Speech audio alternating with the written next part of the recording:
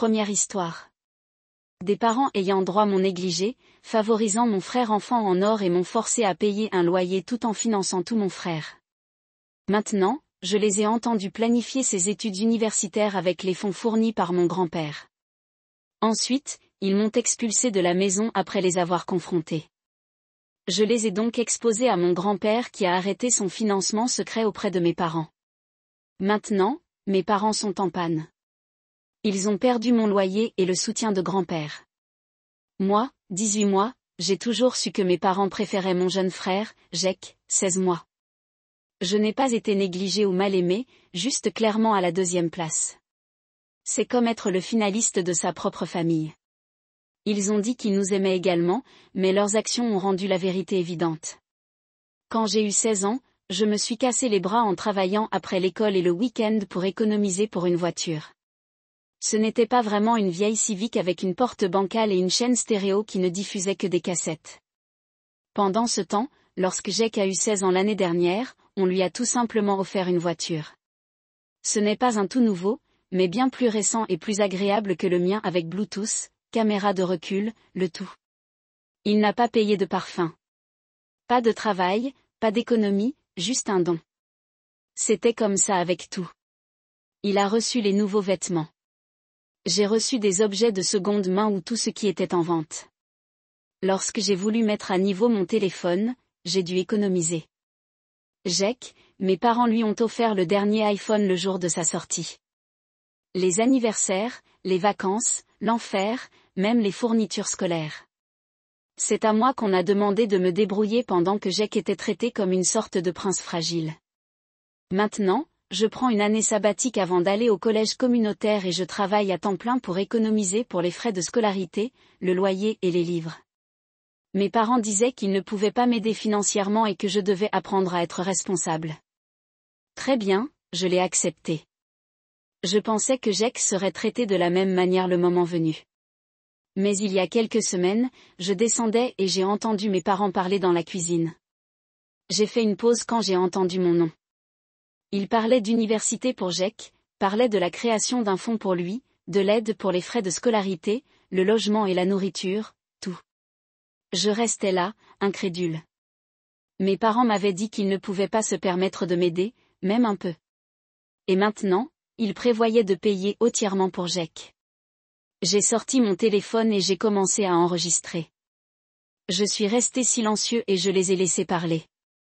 Ils discutèrent avec désinvolture des coûts, du compte sur lequel ils retireraient et envisagent même de surprendre Jake. C'était si décontracté, comme s'ils n'avaient jamais pensé à faire la même chose pour moi. Quand je suis entrée et leur ai demandé pourquoi ils payaient pour Jake, mais pas pour moi. On aurait dit que je les avais giflés. Ils n'avaient pas réalisé que j'avais tout entendu.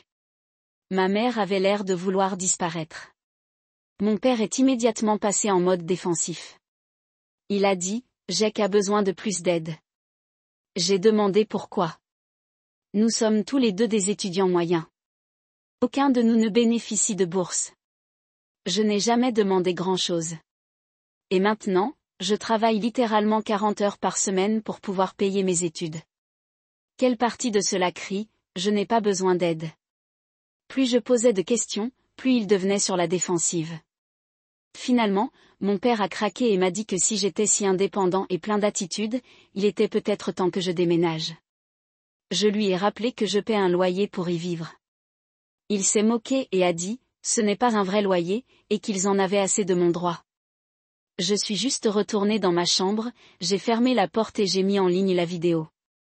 Je l'ai publiée sur 2 comptes de réseaux sociaux, l'un avec principalement des camarades de classe et des amis, et l'autre avec la famille élargie. Je l'ai associé à un discours brut et désordonné sur ce qu'était ma vie. Pas par pitié, mais parce que j'avais fini de faire comme si tout allait bien. Quelques heures plus tard, la tempête éclate. Mes parents frappaient à ma porte. Mon père criait sur la façon dont je les faisais mal paraître, sur la façon dont je diffusais des affaires privées. Ma mère pleurait et me suppliait de retirer le message. J'ai refusé. Nous nous sommes encore battus. Ils quittèrent la pièce le visage rouge et furieux. Mais ensuite quelque chose s'est produit auquel je ne m'attendais pas. Le lendemain, mes grands-parents sont arrivés avec d'autres membres de la famille. Une intervention complète. Mon oncle, ma tante et même un cousin avec qui je parlais à peine étaient là. Ils ont obligé mes parents à s'asseoir dans le salon et à écouter pendant que tout le monde dénonçait le favoritisme. Apparemment, ils s'en doutaient tous depuis des années. Et maintenant, il y avait une preuve. Puis vint le vrai kicker.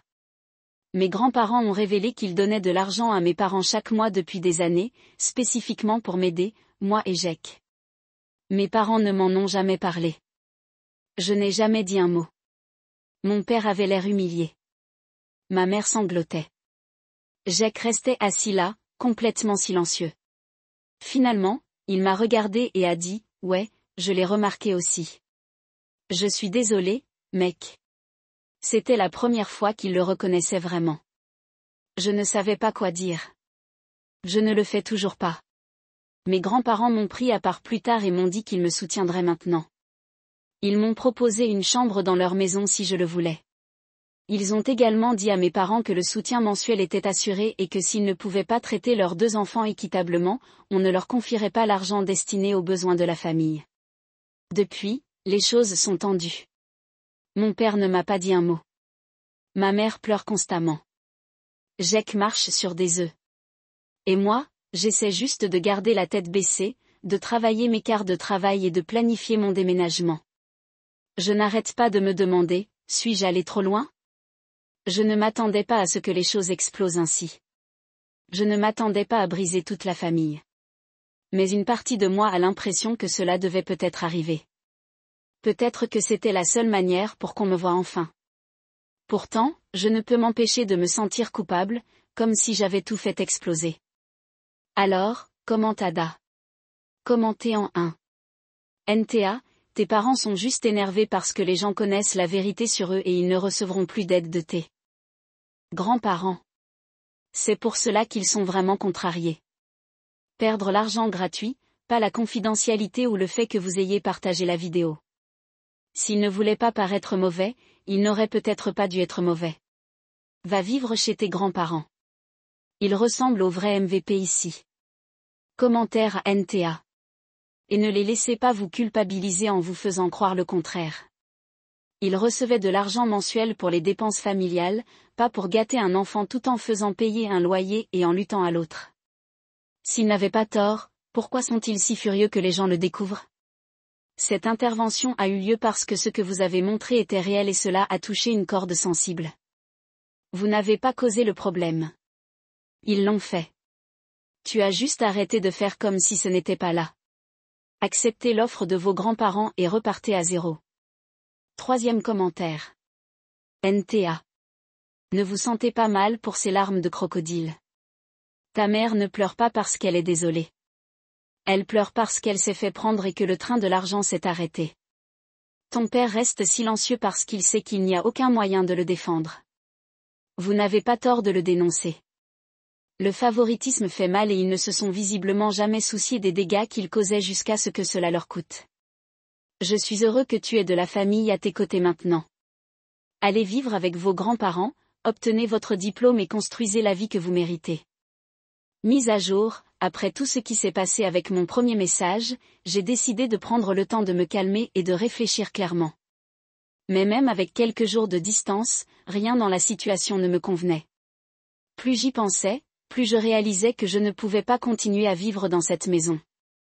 J'ai donc décroché le téléphone et appelé mes grands-parents pour qu'ils acceptent officiellement leur offre d'emménager. Pendant l'appel, j'ai décidé de enfin poser une question qui me dérangeait. Pourquoi envoyaient-ils de l'argent mensuellement à mes parents en premier lieu ? C'est à ce moment-là que j'ai été frappée par plus de vérité que ce à quoi je m'attendais. Apparemment, il y a quelque temps, ma mère a décidé qu'elle voulait devenir mère au foyer à temps plein. Pas de problème, sauf que mes parents ne pouvaient pas se le permettre.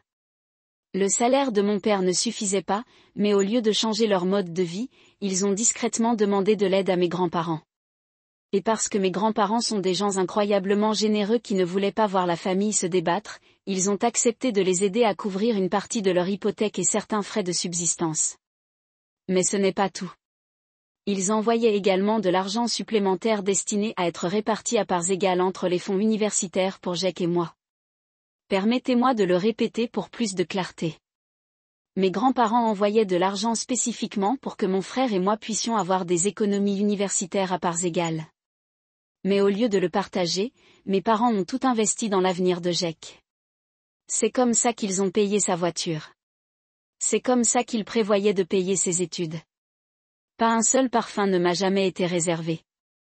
Ils ont juste pris ma moitié et la lui ont donnée. Alors, quand ils ont dit qu'ils n'avaient pas les moyens de m'aider à l'école, ce n'était pas parce que l'argent n'existait pas. C'est parce qu'ils l'ont déjà dépensé pour lui.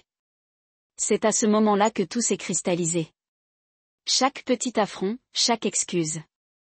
Chaque fois qu'on m'a dit de laisser tomber, alors que Jake obtenait la meilleure offre, ce n'était pas seulement du favoritisme. C'était carrément un vol de la vie que j'aurais pu avoir si j'avais été traité équitablement. Je les ai confrontés cette nuit-là. Je n'ai pas crié au début. J'ai juste demandé directement pourquoi ils avaient toujours traité Jake comme l'enfant en or. Et s'il y avait quelque chose que je ne savais pas, comme si j'avais une liaison avec un bébé ou une sorte de grossesse accidentelle qu'ils regrettaient. Mais non, rien. Pas de grand secret, pas d'histoire tragique. En fait, ma mère avait l'air confuse face à la question et a simplement dit que nous avions toujours pensé que Jake avait besoin de plus de notre part. Comme si c'était une réponse. Mon père n'a même pas essayé de m'expliquer. Il l'aimait simplement davantage. Nous nous sommes disputés pendant un moment. Je les ai appelés à propos de l'argent du loyer. Ils m'ont expliqué comment ils prévoyaient de financer l'intégralité de ses études universitaires avec de l'argent destiné à nous deux. Mon père m'a accusé d'être ingrat et je suis sortie de la pièce parce que je ne supportais plus d'être avec eux. Le samedi matin arriva, tout comme la cavalerie. Mes grands-parents sont arrivés dans un camion de déménagement loué comme si c'était une foutue scène de film. Mes parents ont été complètement pris au dépourvu. Mon père a essayé de bloquer la porte lorsque nous avons commencé à apporter des cartons. Je lui ai rappelé que c'était lui qui m'avait dit de déménager et maintenant c'est exactement ce que je faisais. Ma mère s'est à nouveau effondrée en pleurant et a essayé de prétendre que mon père n'avait dit cela que dans le feu de l'action. Puis elle l'a laissé échapper. Il comptait sur le loyer que je payais pour financer l'université de Jake. C'est à ce moment-là que ça a cliqué. Non seulement ils avaient volé mes fonds universitaires, mais ils utilisaient également le loyer que je payais comme contribution à son avenir. Je leur ai demandé si cela signifiait que Jake aurait dû payer un loyer une fois qu'il aurait eu 18 ans. Mon père, sur le ton le plus désolant de tous les temps, a dit que puisque je prenais une année sabbatique pour travailler, mon loyer était pratique. Mais Jake n'aurait pas à faire cela parce qu'il se concentrait sur les universitaires. Traduction, ils n'ont jamais prévu de lui faire trouver un emploi. À ce moment-là, mon grand-père a craqué. Je ne l'ai jamais vu aussi en colère. Il s'est adressé à mon père et lui a dit qu'il avait honte. Il a dit qu'il l'avait mieux élevé que ça.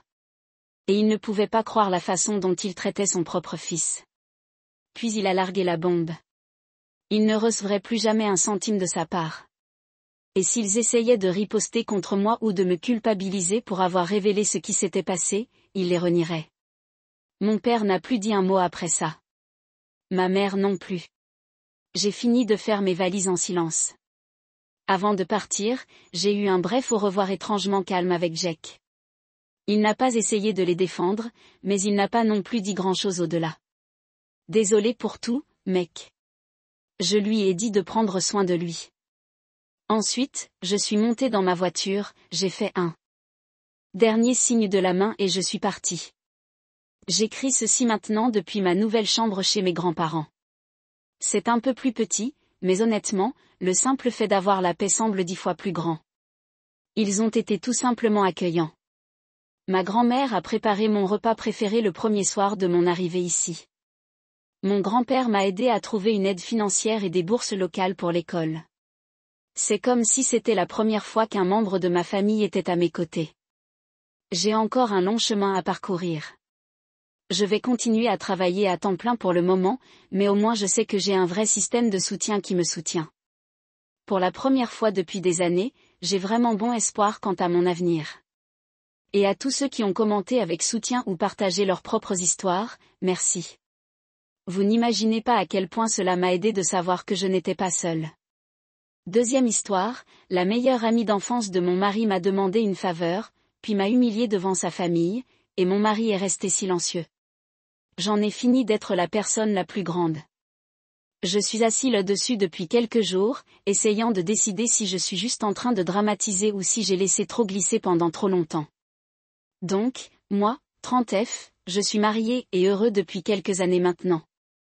Mon mari, 31 mois, est honnêtement un joyau. Gentil, patient, hilarant et fidèle. En gros, tout ce que vous voudriez, ce qui, après avoir été trompé par un ex avec son meilleur ami, est un gros problème. Cette relation m'a détruit pendant un certain temps, mais j'ai travaillé dur pour ne pas entraîner les décombres dans quelque chose de nouveau et mon mari. Et heureusement, mon mari ne m'a jamais donné la moindre raison de l'interroger. Jusqu'à maintenant, peut-être. Je ne sais pas. Mon mari et moi avons une excellente relation et nous sommes assez sociaux et passons souvent du temps avec des amis. Je m'entends bien avec presque tous les membres de son groupe et honnêtement, ils m'ont accueilli à l'exception d'elle, sa meilleure amie d'enfance. Appelons-la C. C a toujours été froide avec moi. Pas vraiment grossier, juste assez subtil pour que je me sente fou de le remarquer. Vous connaissez ce genre d'ambiance. Chaque fois que nous étions dans la même pièce, elle réussissait à parler autour de moi. Pas pour moi. J'ai essayé. Je l'ai vraiment fait. J'ai souri, fait la conversation, elle a été tout simplement chaleureuse, même quand elle ne m'a donné rien avec quoi travailler. Elle ne se présente pas au hangou de groupe, mais elle l'invitera et il me dit toujours que c'est tout à son honneur. Il ne passe jamais sans en parler. Et il n'est jamais bizarre ou secret à son sujet, mais cela me dérange toujours dans le mauvais sens. J'ai essayé d'être amicale. J'ai essayé de bavarder. Bon sang, je l'ai invitée à nos anniversaires, barbecue et dîner de fiançailles. Elle a tout renoncé. Elle a aussi sauté notre mariage. Et elle semble seulement lui tendre la main. Habituellement, lorsqu'elle vient de se faire larguer et qu'elle a besoin de parler lorsque j'en parle, mon mari dit que j'y réfléchis trop. Ceci est juste un peu étrange socialement. Peut-être qu'elle l'est. Puis, il y a quelques semaines, sortie de nulle part, elle m'a envoyé un message. Elle m'a demandé si je serais mannequin pour son projet. Totalement inattendu, et j'ai été suffisamment pris au dépourvu pour dire oui. Une partie de moi pensait que c'était peut-être elle qui essayait de se connecter. C'était peut-être son rameau d'olivier. J'avais même un peu d'espoir. Mon Dieu, j'étais naïf. Alors, j'ai accepté. Mon mari m'a proposé de venir avec moi car il ne l'avait pas vu depuis un moment et il a pensé que ce serait amusant de se retrouver après. Quand nous sommes arrivés là-bas, sa famille était également impliquée, et dès la seconde où je suis entrée, c'était comme entrer dans une zone crépusculaire passive et agressive. Sa mère et sa sœur n'arrêtaient pas d'appeler mon mari, notre gendre. Je ris maladroitement. Je pense que j'ai du mal entendre. Cela n'a fait qu'empirer. Pendant le tournage, de plus en plus de commentaires sarcastiques sont arrivés. Des blagues sur celui qui s'est enfui et certains liens ne s'effacent jamais. Sa mère a littéralement dit à un moment donné, nous avons toujours pensé que c'est finirait avec lui, mais la vie a ses détours. J'existe. Et j'ai toujours imaginé marcher dans l'allée avec lui. Et puis, c'est gentil de sa part de le remplacer. Oh, allez. J'aurais aimé exagérer. Et voyez, j'ai juste continué à prendre des photos, à sourire, sans rien dire. Non, arrête ça. Pas de rire gêné, pas de redirection, rien. Mon mari, visiblement mal à l'aise. Je l'ai regardé s'agiter pendant tout cela, se racler la gorge plusieurs fois. Il a essayé de changer de sujet ou s'est approché de moi pendant la prise de vue. Il n'a pas dit grand-chose non plus, il est juste resté plutôt silencieux. J'ai tenu le coup pendant 1 heure, je l'ai laissé prendre des photos, j'ai souri, posé, peu importe. Mais pendant tout ce temps, j'avais l'impression de faire partie d'une expérience sociale, et tout le monde était dans le coup, sauf moi. Lorsque nous sommes montés dans la voiture, il est resté silencieux pendant un moment, puis a finalement dit, désolé pour tout cela. C'était bizarre, non? Et honnêtement, je ne savais même pas quoi dire parce que, oui, c'était bizarre. C'était à la limite du manque de respect. Et le fait qu'il était là, qu'il a tout vu, qu'il l'a clairement ressenti aussi, et qu'il n'est toujours pas intervenu ni débranché la prise. Cela me fait me sentir un peu seule dans tout ça. Je suis juste fatiguée. Fatiguée de prétendre que cette femme est inoffensive ou simplement maladroite. Elle sait exactement ce qu'elle fait. Je ne veux pas déclencher une grande bagarre. Mais j'en suis au point où je ne veux plus d'elle dans nos vies. Pas en tant qu'amie. Pas comme un fantôme dans le coin de notre mariage. Plus besoin de se mettre en quatre pour être la femme cool. Je ne suis pas intéressée à gagner des points avec quelqu'un qui ne veut clairement pas de moi. Quoi qu'il en soit, merci de m'avoir laissé crier dans le vide pendant 1 minute. J'avais vraiment besoin de sortir ça. Eddie, désolé, les gars. L'anglais n'est pas ma première ni même ma deuxième langue. Parfois, il est plus difficile de faire passer mes sentiments. Juste pour clarifier certaines choses sur lesquelles les gens posaient des questions. C'est en fait une majeure en photographie et cette séance photo faisait partie de son projet final. Je ne suis pas un mannequin professionnel ou quoi que ce soit, mais j'ai fait du mannequinat ici et là. Alors, quand elle m'a demandé si je pouvais l'aider, j'ai pensé que c'était une faveur informelle. Pourquoi? Chez elle. Elle vient d'une famille riche et possède un studio photo entièrement équipé dans leur maison, c'est pourquoi la séance photo a eu lieu là-bas plutôt que dans un studio ordinaire. Honnêtement, je pensais que ce serait juste elle et la caméra, pas un public complet avec des boissons et des commentaires. Contexte supplémentaire, j'ai grandi dans un foyer assez violent sur le plan émotionnel, donc je pense que je me suis trop habituée aux commentaires passifs et agressifs et que je me fige en quelque sorte. C'est peut-être pour ça que je n'ai pas réagi davantage sur le moment. Mais oui, ça a définitivement frappé plus fort après coup. Je vous tiendrai au courant dès que possible. Merci pour tous vos commentaires. Consensus. Les gens disent qu'elle est un paillasson et que son mari trompe son meilleur ami avec une probabilité de 100%. Commentaire notable. Pas de fraise 58004. Limite irrespectueux. Je détesterais voir ce que vous pensez être réellement irrespectueux. Erreur où j'ai fait 427. Vous devriez dire à votre mari que ce n'est pas bizarre. C'est normal pour le cours. Ce n'est que la prochaine étape dans le modèle de comportement très apparent de ce qu'il est autorisé à laisser se produire encore et encore. Chaque fois qu'il partait, que ce soit pour passer du temps avec elle en dehors de la maison ou par téléphone pour passer du temps avec elle. Elle a considéré cela comme une victoire. Il s'agit désormais de repousser les limites. Combien va-t-il accorder à vos frais? Avec quelle facilité pardonnera-t-il avec de courtes excuses peu sincères s'il dit finalement quelque chose? Elle joue à un long jeu et essaie de semer des idées. Et c'est encore mieux quand quelqu'un d'autre peut implanter les idées. Entrer dans sa famille. Ce n'est pas nouveau. Ce n'est pas bizarre. C'est son comportement normal envers vous.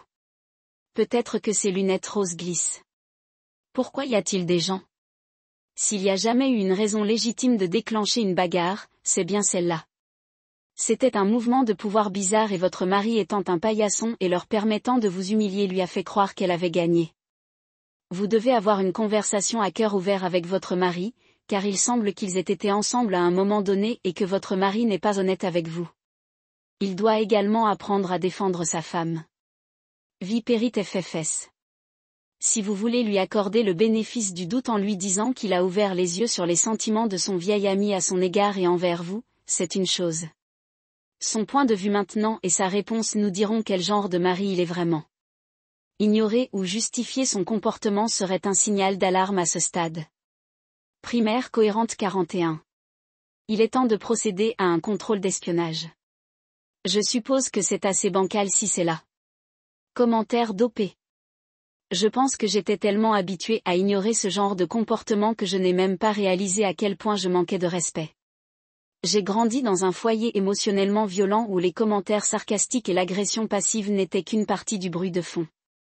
Alors, quand quelqu'un fait ce genre de conneries maintenant, je pense qu'une partie de moi les minimise automatiquement.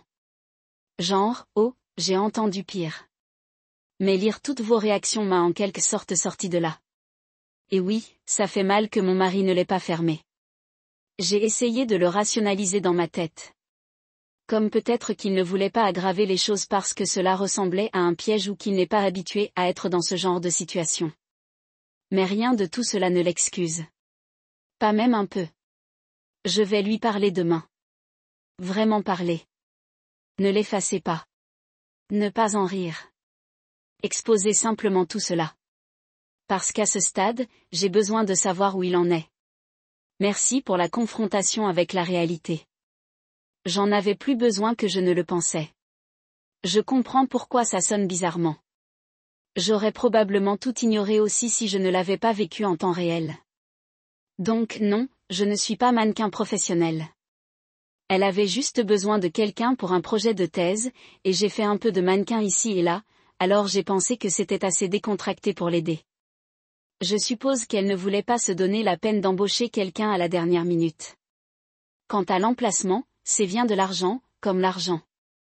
Ils avaient transformé une partie de leur maison en une sorte de studio de fortune dans lequel elle pouvait travailler avec l'éclairage, les décors, tout le reste. C'est donc là que nous l'avons fait, ce que je n'ai pas trouvé trop bizarre jusqu'à ce que j'arrive là-bas et que toute sa famille traînait comme si c'était un dîner-théâtre, buvant du vin, faisant des commentaires sarcastiques, juste en train de regarder. Honnêtement, c'était vraiment gênant. Je ne m'attendais certainement pas à ça. Je pensais que c'était juste elle et une caméra, pas tout un public et des commentaires en continu. Assez juste. Ah. Je comprends que certaines parties pourraient se détacher ou se détacher un peu. C'est en fait la première fois que j'écris quelque chose comme ça sur Reddit et l'anglais est ma troisième langue. J'utilise donc le chat GPT pour nettoyer la grammaire. Je suppose que cela l'a peaufiné plus que je ne le pensais, ce qui pourrait expliquer pourquoi il lit une sorte de script par endroits. Mais l'histoire elle-même est totalement réelle. J'aurais aimé l'avoir inventée parce qu'être là ressemblait à une sorte de rêve fébrile auquel je n'étais pas invitée à participer. Si elle a un travail où elle y est financièrement à son mari. Oui, je travaille en tant que responsable du marketing à la performance et nous louons actuellement. Mise à jour un jour plus tard. Un petit récapitulatif pour ceux qui auraient raté l'original. Le meilleur ami d'enfance de mon mari, c'est « ne m'a jamais aimé ». Elle a sauté toutes les invitations mais a invité mon mari seul, m'a évité en personne et a toujours trouvé de petits moyens de s'insérer dans sa vie. La goutte qui fait déborder le vase. Elle m'a demandé de devenir mannequin pour son dernier projet photographique. Je suis arrivée en pensant que c'était peut-être un nouveau départ. Non. Au lieu de cela, j'ai été publiquement moquée par sa famille qui a plaisanté à haute voix en disant que c'était elle qui aurait dû épouser mon mari. Tout d'abord, putain de merde. Je ne m'attendais pas à ce que ce message explose autant. Merci à tous ceux qui ont commenté, envoyé des messages ou m'ont simplement donné l'impression que je ne perdais pas la tête. Vous avez été nombreux à demander une mise à jour, et la voici. Pour ceux qui se demandent, non, ils ne sont jamais sortis ensemble. Il avait eu le béguin pour elle au lycée il y a plus de 10 ans. C'est de l'histoire ancienne.